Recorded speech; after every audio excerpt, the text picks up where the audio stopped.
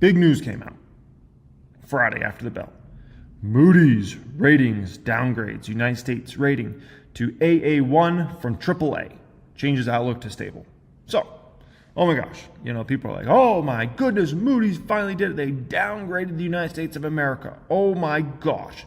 People thought this was going to be the end of the stock market. And I did a video on the reaction channel, yesterday? Right? I usually don't do Sunday videos, but I did a Sunday video on the reaction channel.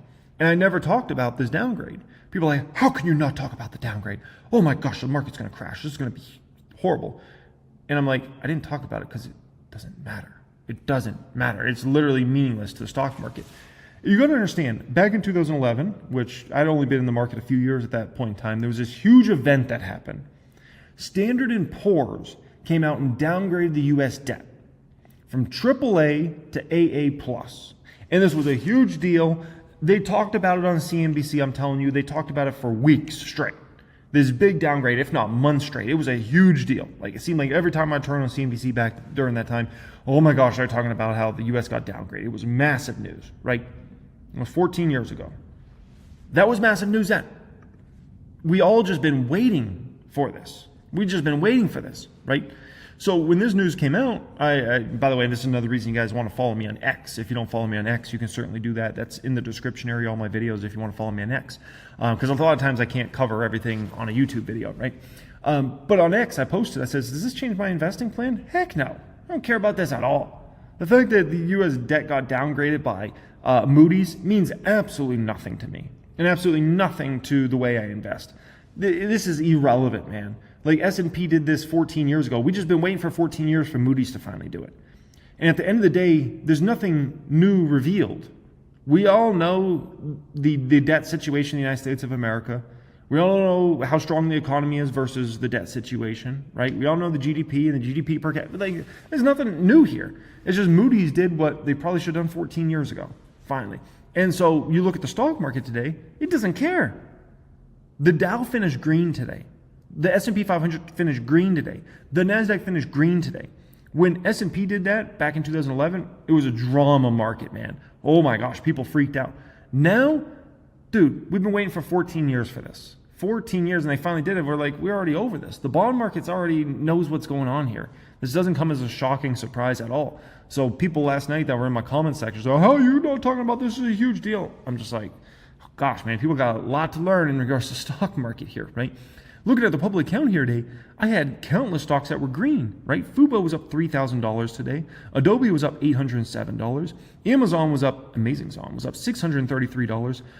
PayPal was up $435. EL was up $321. Elf was up $270. Google McDougal was up $195. Meta was up $144, right? And that's after Moody's came out and downgraded. It means nothing. It means nothing, right? Now, you got to understand what's going on in the stock market right now. Because there's way bigger things actually going on beneath the stock market right now than Moody's in, doing what they should have done 14 years ago. And let me show you. This matters significantly if you want to understand what's actually happening with the stock market and where it's going. What I'm showing you in front of you right now is the newest AI investor sentiment numbers, right? Now, we're still in a process of bringing bears over to the bullish side. Now, this has been a process that's been going on for many weeks now at this point in time. And it's just continuing, and it's likely going to continue for a while. So even if we look at the latest data out of AI investor sentiment numbers, which I can't wait to get the new data here in a few weeks, 44.4% bearish, still an overwhelmingly high number based on historical average. Now, if you compare it to the 60% number it was last month, it looks like, oh, it's not that bad. But the historical average is 31% of investors are bearish on the market the next 6 months. We're at 44.4%. We still have so many bears to bring over to this bullish side, it's not even funny. The bulls are at 35.9% are actually bullish on the market the next 6 months. That's under the historical average. Under 37.5. So we're not even in a super bullish market yet. You could look at the price action in the market and say, dang, that's pretty bullish. But the sentiment's still not bullish. We have so many bears to bring over this side, it's not even funny. Like, this is still going to be going on for a while. And that's the part of the process you got to understand. That's actually going on. We're in a process of bringing bears over to the bullish side. And that's going to remain like that, right? Now, with that being said, it doesn't mean every single day, every single week, or every single month is going to be up, up, up when you're in this sort of process. I take you back to 2018. This year reminds me more of 2018 than any year I've seen. It's insane, right? So in 2018, you had that major downfall in the market early in the year.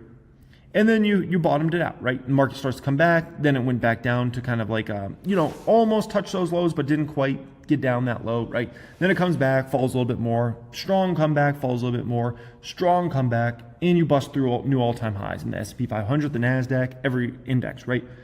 It was a bumpy ride to new all-time highs, but at the end of the day, in 2018, we hit new all-time highs and actually busted through all-time highs, right? And then we obviously had a drama period late in 2018, which, could always happen this year, right? But the moral of the story is, right now we're still in a time period of bringing bears to the bull side. We're still in a time period of bringing folks that sold out of stocks massively in February, March, and April, bringing those people back to the stock market. Now that they're feeling a little better about tariffs and where things are headed, you get a wrap up in Russia with Russia-Ukraine there. Oh my gosh, huge for the market, huge for sentiment, right? Huge for sentiment. If you get a concrete deal between the U.S. and China, huge for sentiment. You get more and more concrete deals done between the U.S. and other countries, huge for sentiment. These things all matter substantially, man. And that's how you keep bringing more and more bears over the bull side. And at the end of the day, you keep the momentum going, right? Now, as far as me and my investing process, right, I keep stacking the bricks. We keep building the brick wall bigger and bigger, stronger and stronger. And so all this stuff that's going on and what Moody's does and what Trump says and doesn't say and all this stuff, at the end of the day, I stay focused on controlling what I can control. And this is a very important thing I mentioned before we get into AMD and EL and cake here. Control what you can control. Control what you can control. You cannot control if Russia and Ukraine do wrap things up there. You cannot control when the tax deal gets done and how big the tax cuts are going to be. You cannot control how great or not great the U.S.-China trade deal is going to be. What you can control is researching great companies, investing in those great companies, and building your portfolio stronger and stronger and stronger. Week after week, month after month, year after year. Because that's what's going to be what actually changes your financial life for the better or for the worse. Hey, it's Jeremy. I hope you really enjoyed that clip here today. Would you like the ability to understand how to do your own research and not just rely on others to tell you which stock to buy? Would you like to have confidence in yourself when it comes to making your own investment decisions out there?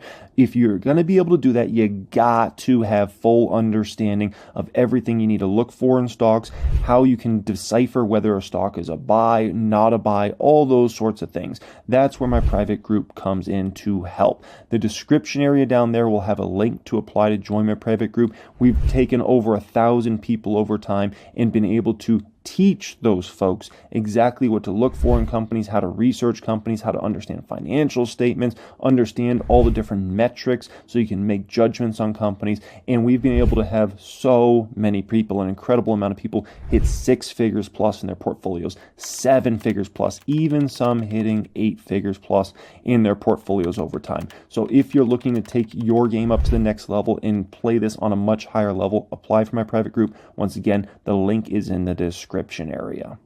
Alrighty, guys, let's react. Tom Lee, you're first.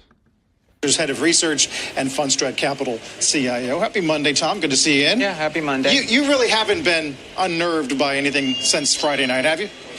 No. I don't know if there's much signal in the downgrade Friday because I think the first AAA downgrade was signal from 2011. I don't think Moody's had any information that we didn't have on Friday afternoon. So I think markets should realize the bond market largely priced in the fact that the U.S. is really not AAA anymore. So I'd be viewing this as a buying opportunity. That said, you're not 100%. That's been my stance as well. Since I obviously heard of the news, what was that, Friday after the bell? Like, same exact stance I have. I spoke about this subject on the main channel last night, Financial Education, if you guys don't follow me on there, and I covered other subjects, but that was one of the subjects I covered. You're not discounting the notion that the vigilantes have been reawakened a bit? I think everyone should be aware the U.S. has an unsustainable path for debt, but I think the real signal will be when an auction fails. That happened a few years ago, and then we realized that was the time to really pay attention to the fact that we have debt sustainability issues. But I think a downgrade itself, I don't think it makes this much signal. So my big question here is, when did we go into the debt is unsustainable, right? Because I could have made this argument last year. I could have made this argument 5 years ago. I could have made this argument 10 years ago. I could have made this argument 15 years ago. Like for a long time, you can make this argument that the U.S. path in their debt is not sustainable, right? So it's just interesting that now all of a sudden, they're like, oh, it's not sustainable. It's like, well, did you see the numbers in the past? Reclaim the 200-day. Is that a clear path to a new high, as some of the trading desks suggested this morning? Yeah, in fact, I think today will be an interesting test. I'm assuming today's pullback's going to be really shallow, might even close positive, because Good call. Most investors rage sold at the bottom in April, and then they Great call, by the way, because the market did finish green yesterday, all three indexes. doubted. I hadn't heard that. Yeah. That's a good one. Is Yeah, that your own, or have you heard that other place? I've heard that, yeah. Rage sold. Yeah. Sorry, go ahead. And so as the markets climb, a lot of people sort of doubted, thought it was a rally that would fail. And so I think there's $7 trillion cash on the sidelines, enormous skepticism from our institutional clients, and a lot of folks sort of bet outside the U.S. So I think there's going to be a lot of chasing into year end. Although, a lot of shorts have been covered already, though. A lot of the hedge fund guys who actually got it wrong and rage sold, to your point, are in a very different position right now in terms of positioning. Yes. No, and there's a difference between being short and versus having positive beta to risk assets. So I think most people might be flat on their books, but if the market is above its 200-day, showing this sort of impulsive buying, and you're flat, that means you're underinvested. How are you evaluating potential changes in tax policy? Obviously, the market has been very reactive to any headlines on tariffs. What about this one? Yeah. Wow, Enphase down to $48. No, I think it was real quick. We got to cover rage selling, right? Gosh, definitely some folks were out there doing that, right?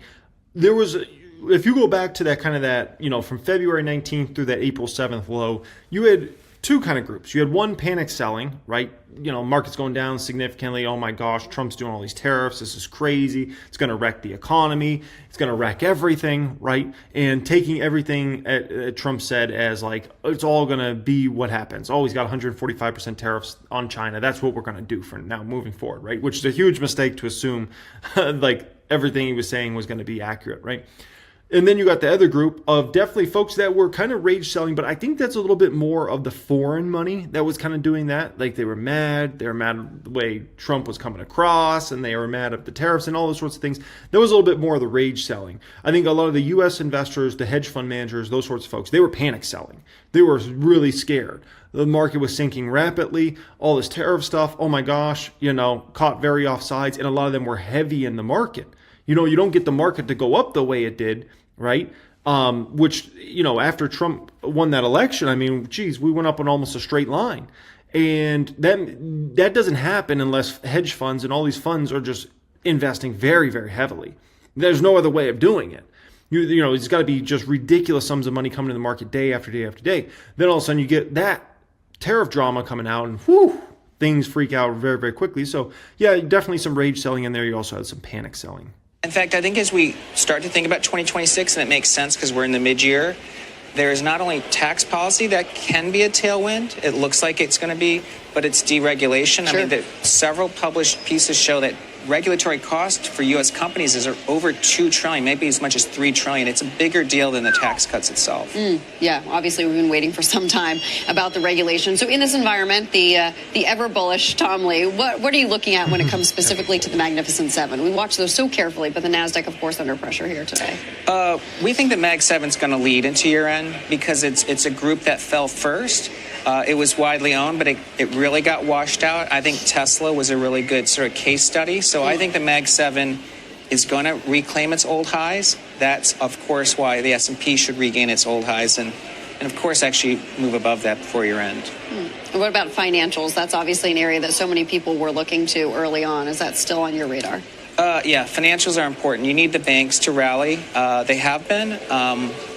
If I was going to make a case for multiples expanding, financials is one place because not only did they prove themselves actually pretty resilient during Fed hikes and during this turmoil, but they're kind of more tech-intensive companies with better credit profiles. So I think multiples should go up. If we do revisit the highs, what needs to happen to push past that? I just don't agree with the banks right now.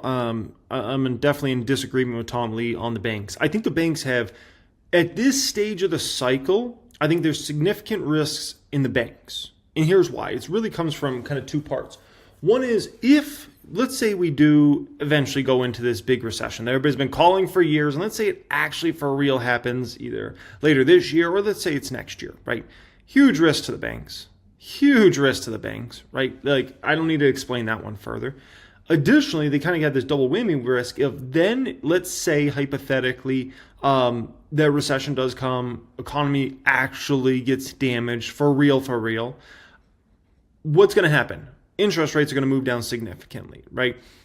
Which could affect very negatively interest income for a lot of these banks and these financial institutions. So, and you know, if you tack on credit losses on top of that, you know, I'm not the biggest fan of banks in this sort of environment. They're more trading vehicles than anything, but I think to play them for the next several years, I don't like them as like a next 3 to 5 years.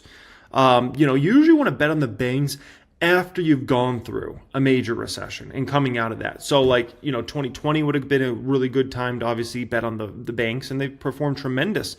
You know, if you look back at kind of spring 2020, summer 2020, right?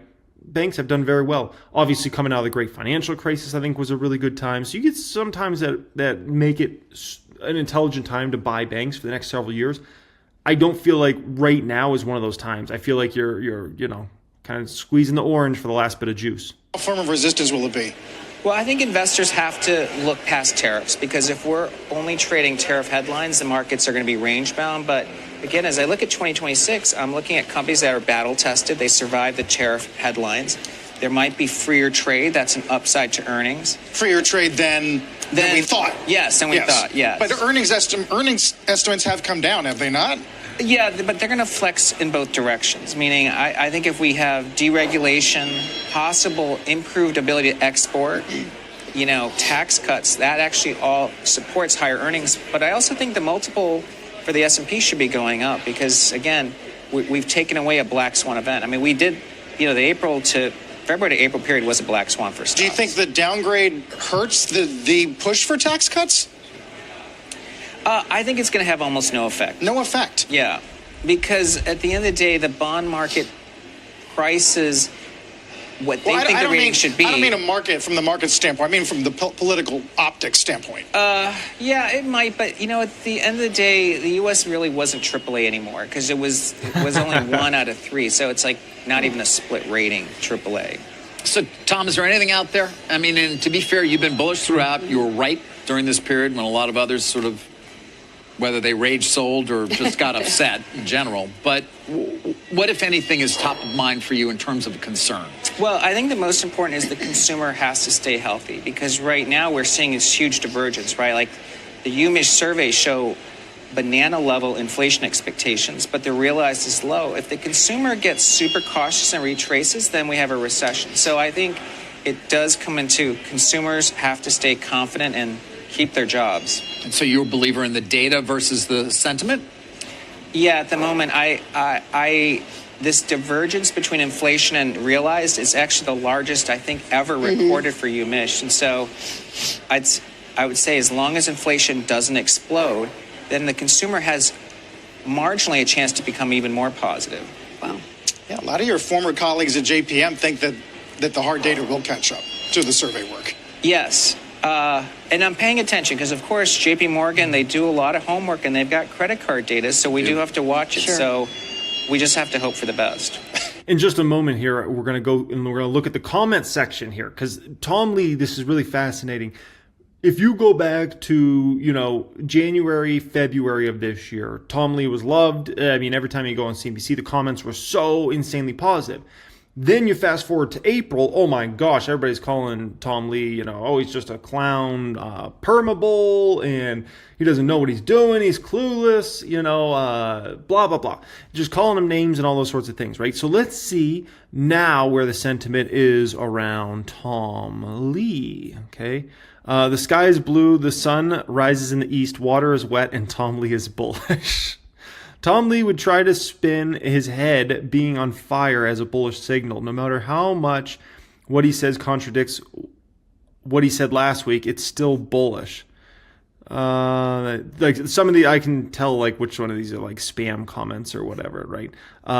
It's always a buying opportunity for Tom. Okay, so Tom completely abandoned the small cap trade. Listen, man, we might have more bullish. Tom is always worth listen, thoughtful. Okay, so we're in a good time actually in regards to the comments section. I like this. It's not overwhelmingly bearish, right, in terms of just negativity around Tom. But you go through that comment section, it's also not like Tom Lee's the GOAT, Tom Lee's a genius, Tom Lee is, best ever, right? It's kind of a little middle ground, which I think is actually promising for the market.